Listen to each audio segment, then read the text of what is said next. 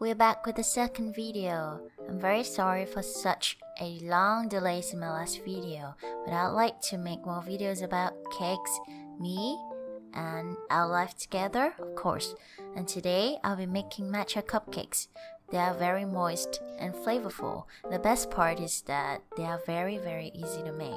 Thank you for choosing my video out of thousands of millions of others. I really appreciate it. So let's get started. In your first bowl, add 190 grams of flour, 2 teaspoons of baking soda, 1 teaspoon of baking powder, and a pinch of salt and mix together. If you have self-raising flour at home, you don't need to add the baking powder and soda. Once you have done that, it's time to get the other ingredients ready. So put the bowl of flour to the side and mix 120 grams of sugar and 125 grams of unsalted butter into a bowl. You can add more sugar if you like your cakes really sweet, but to me and my family this is enough to make it sweet and delicious. Mix together well until the sugar has dissolved into the butter, and then add in 2 large eggs. Our eggs are very small, so we have used 4 small eggs. Mix it until you have a consistent texture, but don't mix too crazily, haha.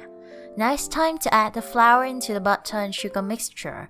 Add in about half of the flour and mix that in first. Then add more flour later. Keep mixing until it's almost entirely mixed in.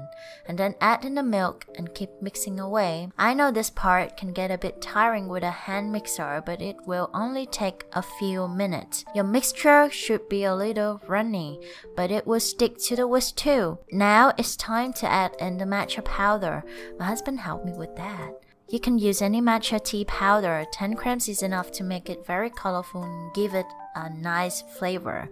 This will be enough for 12 cupcakes, so add more ingredients if you want to make more. You can also add toppings like chocolate chips. Pour out the cupcake mixture evenly into a cupcake tray. Make sure to use cupcake paper so they are easy to eat later on. You need to preheat your oven for 10 minutes to 180 degrees Celsius or 350 degrees Fahrenheit.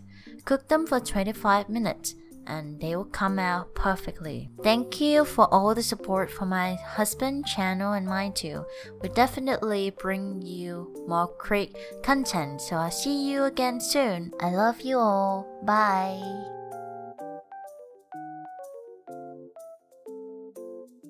I love you if you're still watching.